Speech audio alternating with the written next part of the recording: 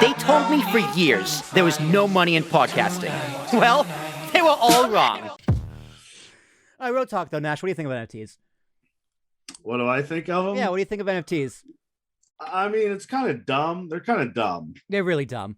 But so is Wall Street, and you can make lots of money doing both. Yeah.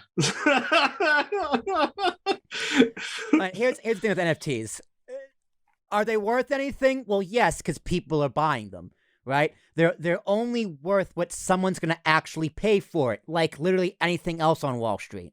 Anything else in the world. Anything else in the world. Like, it's money. Like you can say it's not real, but it's because it's not real doesn't mean it doesn't have value.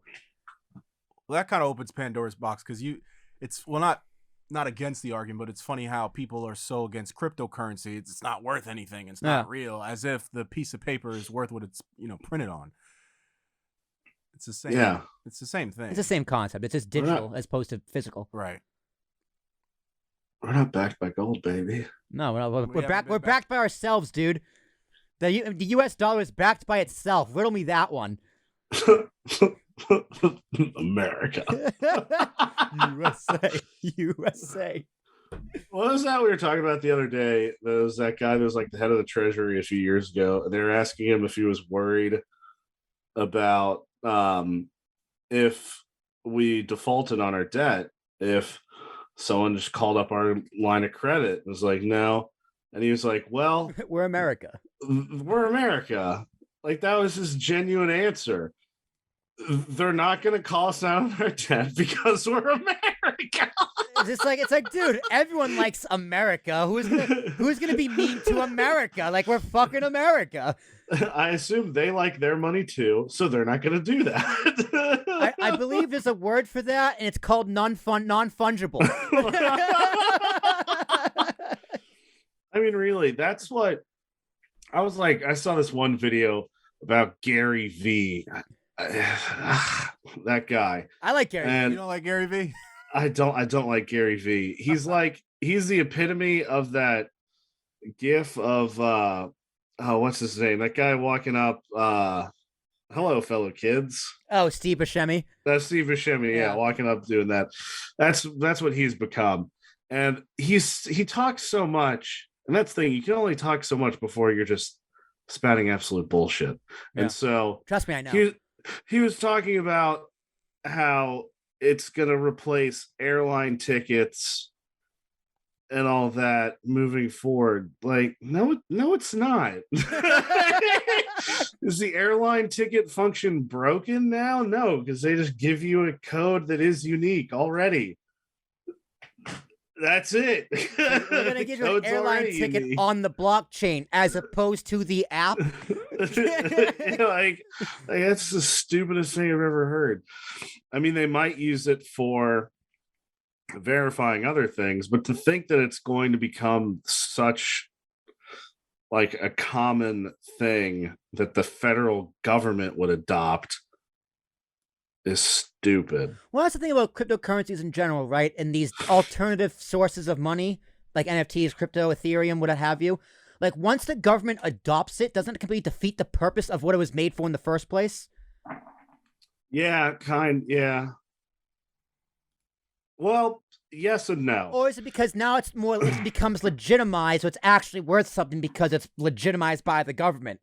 Yeah, that's probably what would happen most likely, because when you get like genuinely the most accepted use, or it's like are really impoverished countries that are utterly wrecked, if you have the capacity to use cryptocurrency, you're probably going to, because it's going to end up being more stable than your country's government. Right. Like, I'm pretty sure that's what happened in Costa Rica. They're having, I think it was Costa Rica. I think it was Costa Rica. El Salvador made it their official currency. Yeah, okay, El Salvador then. It's because you can't really rely on the government currency, so they're going to allow crypto now because it makes more sense, because it's not directly tied to the products, the GDP of that country. It's free. It's all over the world. You can't pin it down, so you can't sort of say one thing is going to utterly destroy it. Yeah. Well, that's another thing to it. There's like a cryptocurrency in general. Like, countries like El Salvador or even like Russia tried doing with all the U.S. sanctions. Yeah. If the U.S. is going to have all these sanctions, like Venezuela was thinking about doing it as well. Whereas it's like, if you're going to have all these sanctions on us and making our money essentially worthless, we're just going to move to cryptocurrency. Mm-hmm. Now, to be fair, let's be clear. Nash, neither you, me, or Christian are actually economists. So we're not experts in anything. We're kind of talking out of our ass. Disclaimer up here. Yeah, disclaimer. Yo, hey, but here's the thing: neither are economists. Right? That's fair. That's fair.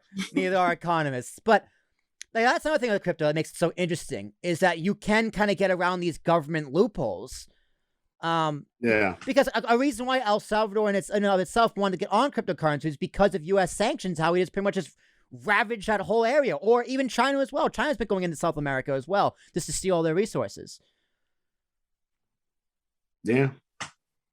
So it's interesting. It's interesting. But I guess my final thing on cryptocurrency is what can you actually do with cryptocurrency other than convince someone else to buy it? That's the problem. The infrastructure at this point doesn't support the wide use of cryptocurrency to go buy everyday things. Right. Yeah. I guess you can buy Mavericks tickets. I remember Cuban said he would do Dogecoin, and Tesla was just like you could buy a Tesla with it.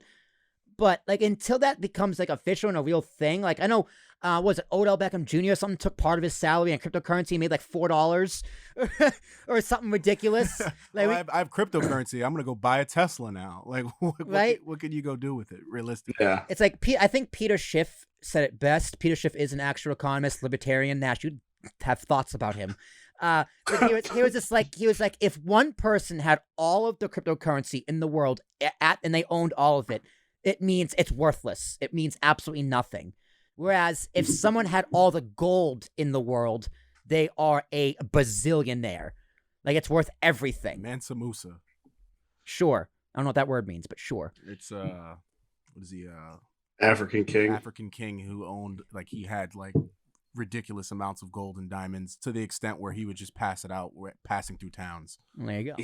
He flooded the ancient world. He essentially annihilated the ancient world's economy on a trip he took because he was giving out so much gold and building so many temples. He wrecked the economy. Because he also like over a span of like a few months flooded the world market with gold.